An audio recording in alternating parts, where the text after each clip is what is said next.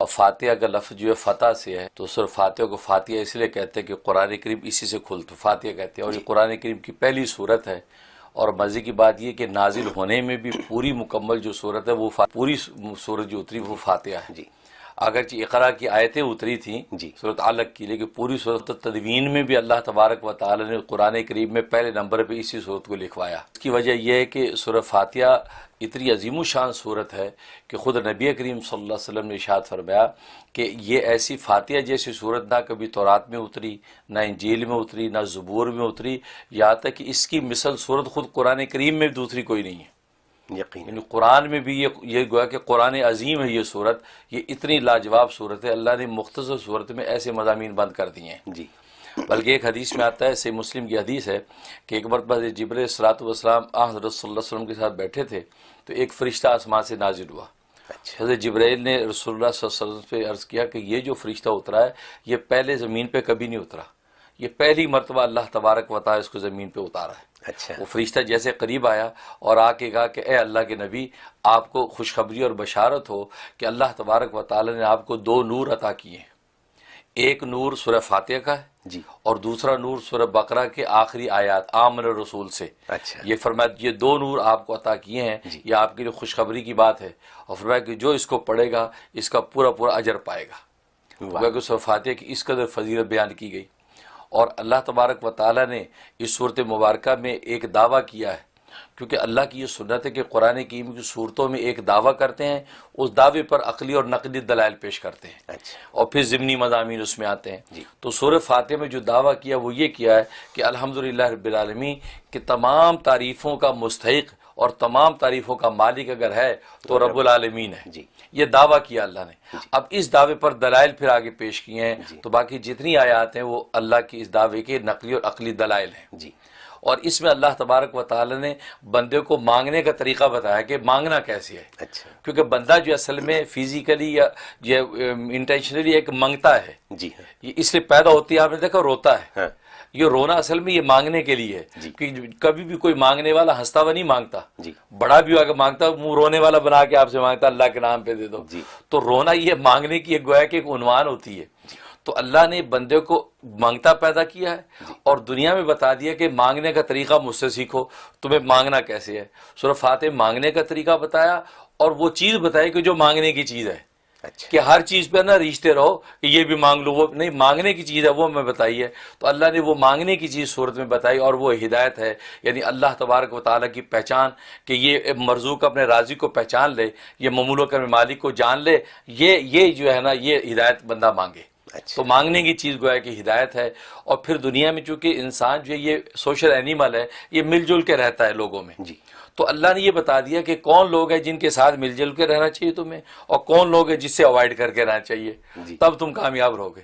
یہ وہ خلاصہ اس صورت کا کہ جس میں اللہ تبارک و تعالی نے یہ ساری حقیقت بیان کر دی۔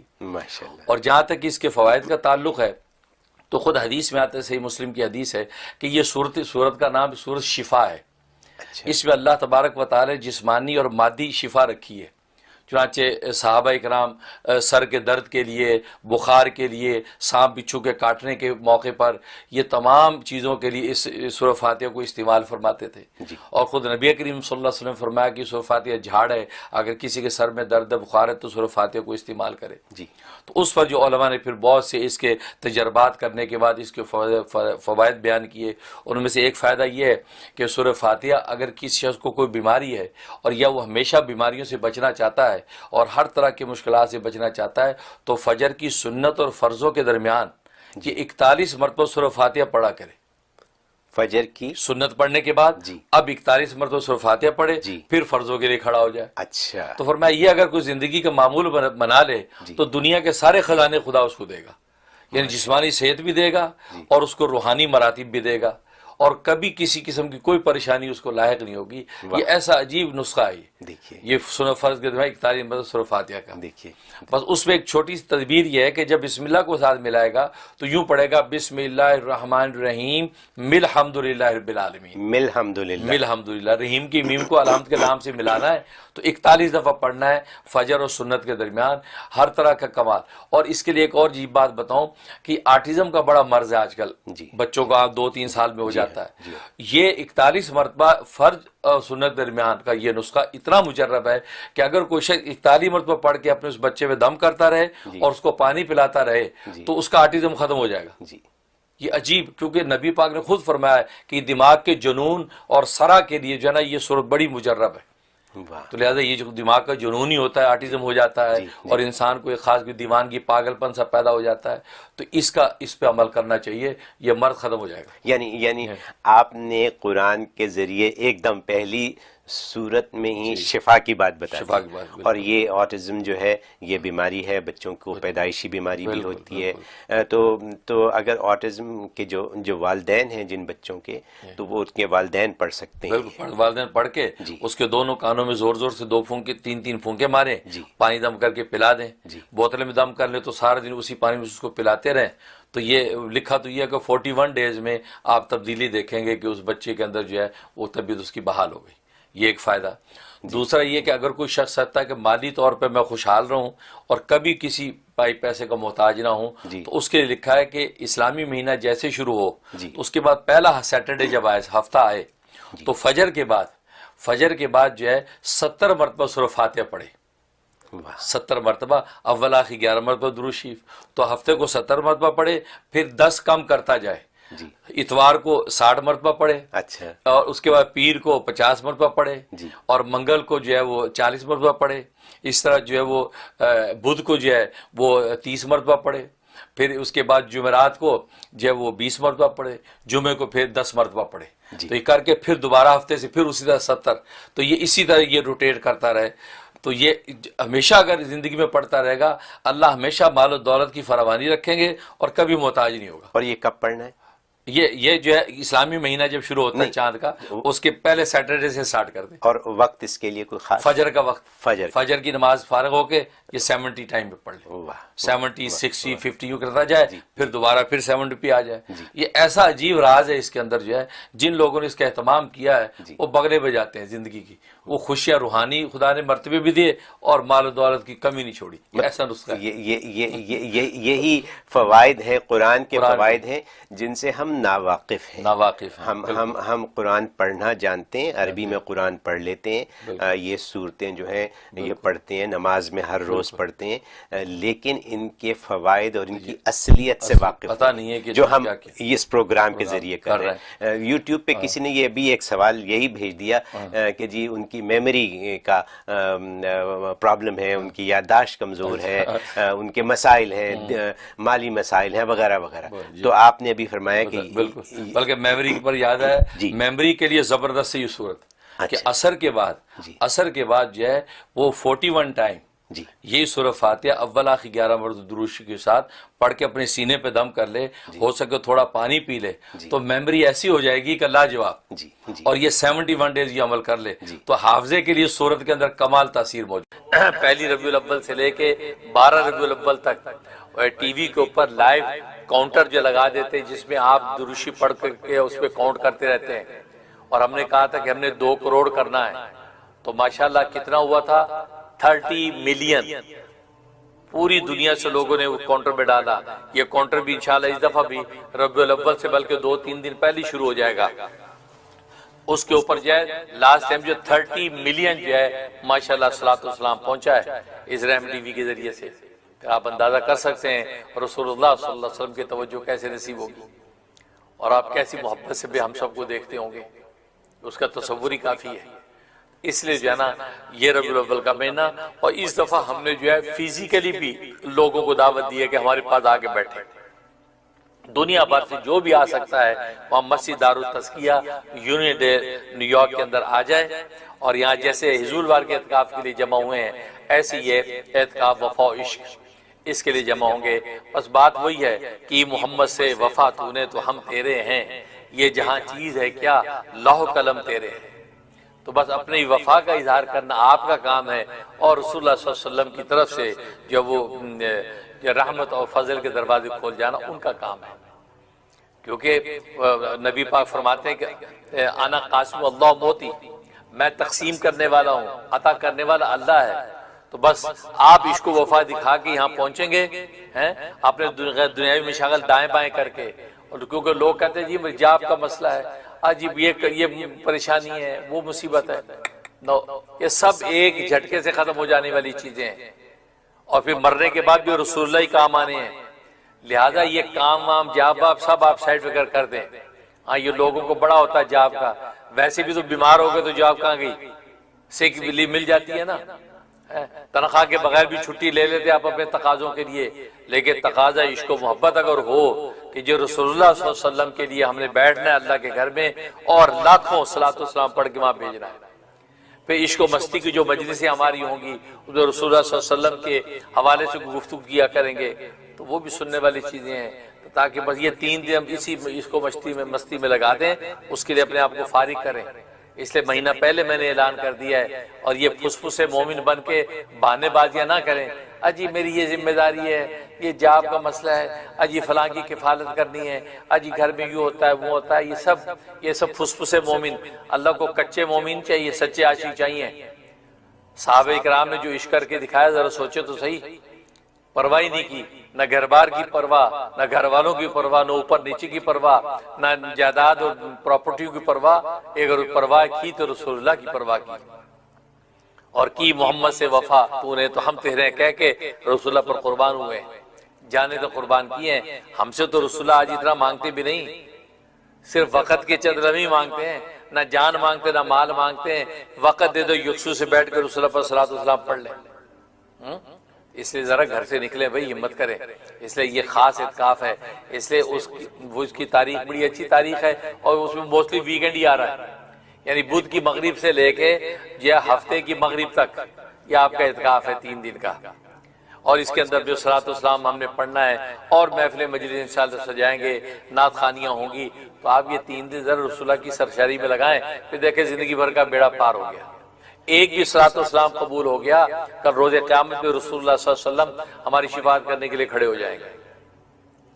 اس لیے آج یہ خاص طور پہ اس کا میں اعلان کر رہا ہوں، تو اس لیے آپ جو وہ اس کا بھی آپ کو اشتہار آپ نے دیکھ لیا ہے، اس پہ ہم نے وہ QR کوڈ بھی دے دیا ہے، لنک بھی دے دیا ہے، وہ لنک پہ جا کے آج ہی اس کو سبمٹ کریں کہ بھی ہم انشاءاللہ شریک ہو رہے ہیں۔ اب بعض لوگ فزیکلی یہاں شریک ہوں، امریکہ کینیڈا کے لوگ، یورپ کے لوگ جن کے پاس ویزے ہیں وہ یہ آ جائیں ہمارے پاس، کھانا پینا رہنا فری ملے گا رسول اللہ صلی اللہ علیہ وسلم کی طرف سے، ان کے دسترخوان سے انشاءاللہ آپ کو ملے گا، اور پھر نظر کرم بھی ان کو نصیب ہو جائے گی ان کی ہمیں، اور یہ جب یہاں بیٹھ کے ہم رسول اللہ کو صلاۃ و سلام پڑھیں گے۔ اور جو دور ہیں وہ اپنے گھروں کے اندر بیٹھنے کا نظم کر لیں، اگر مسجدوں میں بیٹھنا ممکن نہیں تو مرد بھی اپنے گھروں کے اندر 3 دن کے لیے بند ہو جائیں کہ آج 3 دن کسی کے لیے نہیں، 3 دن رسول اللہ کے لیے قربان کر دیے، ان 3 دنوں میں ہم فرائض و واجبات کے بعد رسول اللہ پر صلاۃ و سلام پڑھیں گے۔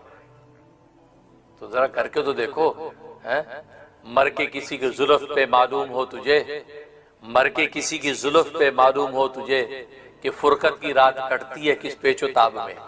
یہ پیچ و تاب جو عاشق کا دیکھا ہے، کبھی گزرا بھی ہے، تو یہ گزرے گا تب کسی کی زلف پہ جان تو دو، اور رسول اللہ سے عشق تو کر کے دکھاؤ، صرف نعرے نعرے رہے نہیں، حقیقت کر کے دکھاؤ، تو پھر دیکھو کہ کیسے تڑپتے ہیں، اور پھر صلاۃ و سلام پڑھتے ہوئے اللہ اکبر سبحان اللہ۔ محمود غزنوی بادشاہ کا نام آپ نے سنا ہوگا، اس کا ایک واقعہ اچانک یاد آ گیا۔ ایک موقع پر اس کا خیمہ تھا، اور ایران کا ایک بادشاہ اس کے بعد مہمان ٹھہرا، جرنیل، ساتھ اس کا خیمہ تھا، ادھر محمود غزنوی کا خیمہ تھا۔ رات کا کوئی تہجد کا وقت ہوگا رات کا، تو خیمے کے باہر جو ہے وہ محمود غزنوی کا خادم وہاں موجود تھا پہرے کے طور پر۔ تو محمود غزنوی نے خیمے سے سر نکال کے کہا حسن، یہ بولا حسن، بھائی اتنا کہا، تو وہ حسن نے جلدی سے لوٹا اٹھایا، لوٹے میں پانی ڈالا، لوٹا بھر کے پانی کا وضو کے لیے ایک دم خیمے کے اندر چلا گیا۔ ادھر ساتھ جو خیمہ تھا ایران کے بادشاہ کا، جرنیل کا، وہ یہ منظر دیکھ رہا تھا کہ یار اس سے حسن بولا ہے محمود غزنوی نے، ساتھ کچھ اور تو بولا نہیں، اس بندے نے فوراً جو بجائے اس کے کہ جی بادشاہ سلامت جی کی حکم، اس کے بجائے یہ لوٹا پانی بھر کے اندر لے گیا، یہ چکر کیا ہے؟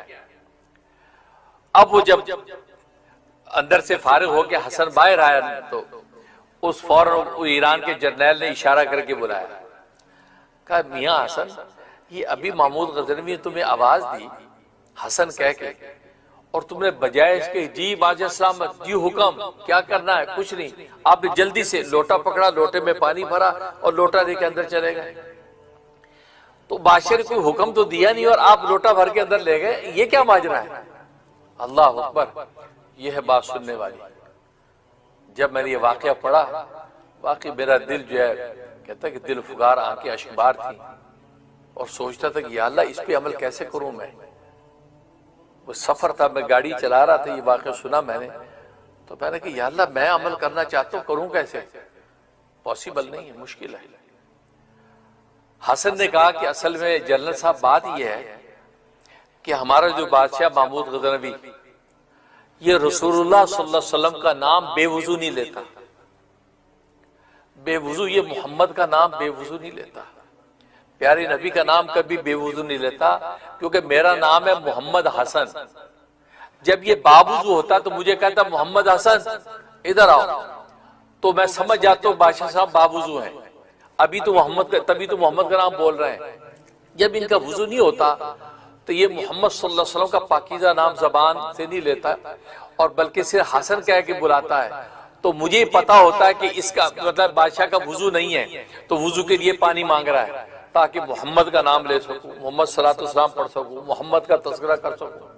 تو اس لیے یہ مجھے ان کا نظم پتا، تو میں اسے پانی لے گیا تھا، تو بادشاہ نے وضو کیا ہے، وضو کرنے کے بعد صلاۃ والسلام پڑھنے میں لگ گئے، کیونکہ رسول اللہ کا نام لینا ہے، اور بغیر وضو کے میرا بادشاہ محمد کا نام نہیں لیتا۔ میرے دوستو بزرگوں، یہ میں نے واقعہ سنا تو میں سوچا منیر یار یہ ایسا نہیں ہو سکتا کہ میں بھی ایسا کروں کہ محمد کا نام بغیر وضو نہ لوں کبھی، لیکن آسان نہیں ہے۔ ہر دوسرے آدمی کا نام محمد حسن ہے، محمد قادر ہے، محمد علی ہے، کیا کرے، کیسے ہو سکتا ہے؟ خیر اس پہ سوچتا ہوں، مانگتا ہوں خدا سے۔ ویسے تو میں موسٹلی باوضو ہی رہتا ہوں الحمدللہ، اللہ کا شکر ہے، شاید کم ہی موقع ایسے ہوتے میرا وضو نہیں ہوتا، میں باوضو ہی رہتا ہوں ہمیشہ۔ میرے پیر و مرشد میرے والد نسبتی حسن اولیاء امام الاتقیاء حضرت مولانا محمد یوسف لدھیانوی شہید قدس روح، تو انہوں نے جو ہے میری جب نئی شادی ہوئی اور ہم واپس سے بہاول نگر سے واپس آ رہے تھے تو ملتان میں ختم نبوت دفتر، ختم عالمی مجلس تحفظ ختم نبوت کا دفتر ملتان، وہاں ہم ٹھہرے، وہاں کچھ علماء سے ملے، تو میں وضو کر کے آ رہا تھا۔ اب حضرت کو شیخ کی نظر ہوتی ہے، مجھے تو پتہ بھی نہیں حضرت نے کیسے اندازہ لگایا۔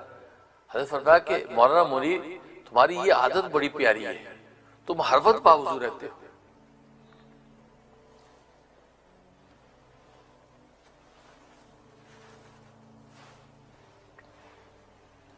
تمہاری عادت بڑی پیاری، تم ہر وقت باوضو رہتے ہو۔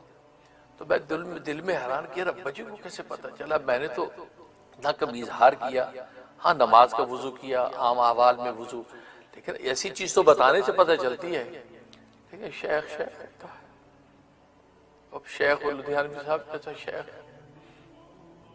شیخ کامل و شیخ کامل، ایسا شیخ کامل ملتا ہے جن کے بارے میں مفتی اعظم جامعۃ العلوم الاسلامیہ علامہ بنوری ٹاؤن کراچی پاکستان کہ ہمارے تخصص کے استاد مشرف جو بنوری ٹاؤن کے مفتی اعظم ہیں، رئیس الافتاء ہیں، مولانا مفتی نظام الدین شامزئی، مولانا مفتی نظام الدین شامزئی رحم اللہ تعالی۔ جب میری شادی ہوئی ہے لوگ اساتذہ مبارکیں دے رہے ہیں، تو مفتی نظام الدین صاحب نے مجھے جب مبارک دی کہ ختم بخاری کے موقع پہ میرا نکاح ہوا تھا اور حضرت شہید سے یہ نسبت میری قائم ہوئی، تو مبارک دیتے ہی مصافحہ کرتی مجھے کیا فرمایا، میرے ہاتھ یوں پکڑے ہوئے اور مجھے دیکھا اور یہ شعر فرمایا، ہزاروں سال نرگس اپنی بے نوری پہ روتی ہے، ہزاروں سال نرگس اپنی بے نوری پہ روتی ہے، بڑی مشکل سے ہوتا ہے چمن میں دیدہ پر پیدا۔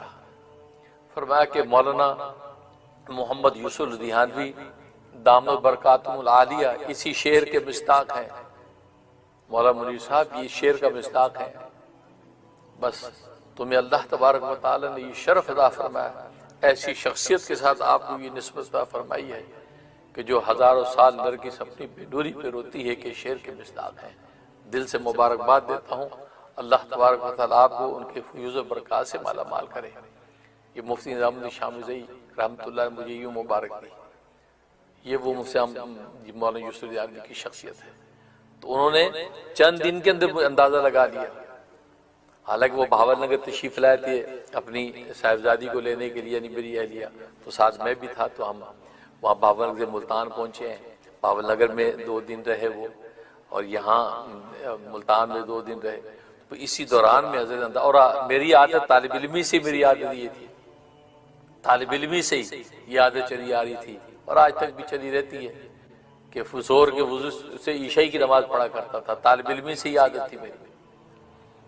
تو خیر، تو میں سوچ رہا تھا کہ یا اللہ وضو سے رہنے کا تو اکثر میرا معمول ہے، لیکن محمود غزنوی نے تو کمال کر دیا کہ انسانوں کو بھی نام لیتے ہیں محمد حسن، حالانکہ محمد رسول اللہ صلی اللہ علیہ وسلم کا نام ہے، لیکن ابھی تو اس حسن کا، اس شخص کا نام ہے، اس سے اس یہ محبت میں اپنا نام محمد حسن رکھا ہے، لیکن وہ نام بھی بے وضو نہیں لے رہے۔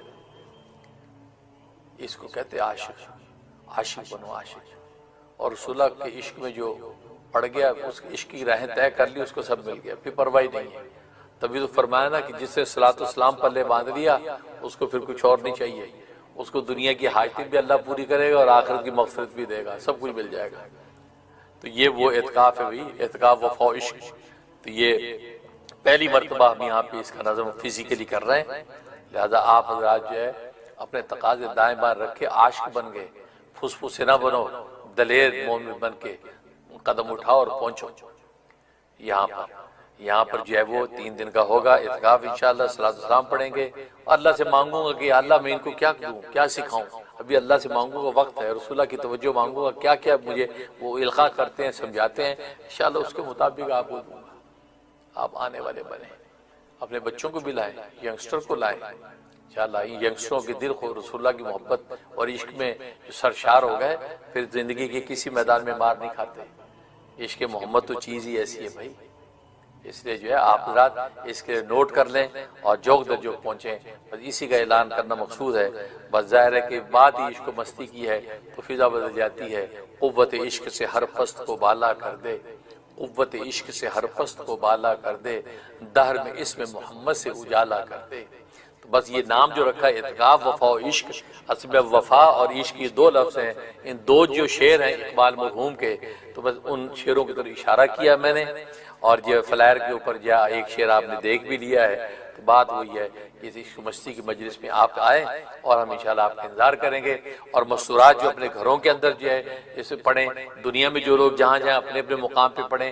اب اس میں کیا کچھ ہوگا وہ پورا اسکیجول ایجنڈا انشاءاللہ میں دوں گا نیکسٹ میں دوں گا، کس وقت کیا کیا کرنا ہے وہ پورا انشاءاللہ آپ کو ملے گا۔ ابھی تو پھر اس میں نام لکھوانے والے بنے، نام لکھوا، پہلا کام تو نام کا ہے، کام کا نمبر بعد میں آئے گا۔ اللہ تبارک و تعالیٰ آپ کو قبول فرمائے، آمین یا رب العالمین۔ جو کچھ وہ اپنے اندر کے بارے میں جانتا ہے، یعنی اندر تو جانتا ہے نا حال کیا ہے، یعنی من التقصیر فإن اللہ قد اجاب دعاء الشر خلقہ وہو ابلیس حین قال رب انذرنی الی یوم یبعثون۔ فرماتے ہیں اللہ تعالیٰ نے مخلوق میں سب سے جو شریر شیطان تھا، جب اس نے اللہ کے سامنے دعا مانگی تھی رب انذرنی الی یوم یبعثون، اللہ نے اس کی دعا کو بھی قبول فرما لیا تھا۔ اس کا مطلب ہے کہ کوئی کتنا خطا کار کیوں نہ ہو، کتنا گناہگار کیوں نہ ہو، وہ بھی اگر اللہ سے اخلاص سے دل کے ساتھ دعا مانگے گا، لا تسألن بنی آدم حاجتا، کہ بنی آدم سے تم اپنی حاجتیں مت مانگو، واسأل الذی ابوابہ لا تحجب، اس ذات سے مانگو کہ جس کے دروازے بند نہیں ہوتے، کوئی پہرے دار نہیں ہوتا۔ اللہ یغضب ان ترکت سوالہ، اللہ ناراض ہوتے ہیں اگر تم اس سے مانگنا چھوڑ دو۔ وَإِذَا سَأَلْتَ بَنِيَّ آدَمَ يَغْضَبُ، اور بنی آدم جب تم اس سے مانگو تو وہ مانگنے سے ناراض ہوتا ہے۔ اس لیے اللہ رب العزت ہی سے ہمیں دعائیں مانگنی چاہیے۔ اللہ اکبر کبیرہ۔ چنانچہ دعا مانگتے ہوئے یکسوئی کے ساتھ دعا مانگے، اس لیے کہ اگر یکسوئی نہیں ہوگی تو پھر دعا قبولیت کے مقام تک نہیں پہنچے گی۔ ایک بڑی عجیب بات ہے، توجہ سے سنیے۔ قیل کہا گیا مرہ موسیٰ علیہ السلام برجل، موسیٰ علیہ السلام ایک بندے کے پاس سے گزرے، یدعو ویتضرع، دعا مانگ رہا تھا اور خوب تضرع کے ساتھ رو رو کے مانگ رہا تھا۔ فقال موسیٰ علیہ السلام، موسیٰ علیہ السلام نے کہا الہی لو کانت حاجتہ بیدی فقضیتها، اگر اس کی حاجت میرے ہاتھ میں ہوتی تو میں پوری کر دیتا۔ یعنی وہ اتنا مانگ رہا تھا لجاجت سے اور رو رو کے کہ حضرت موسیٰ علیہ السلام کا دل پسیج گیا۔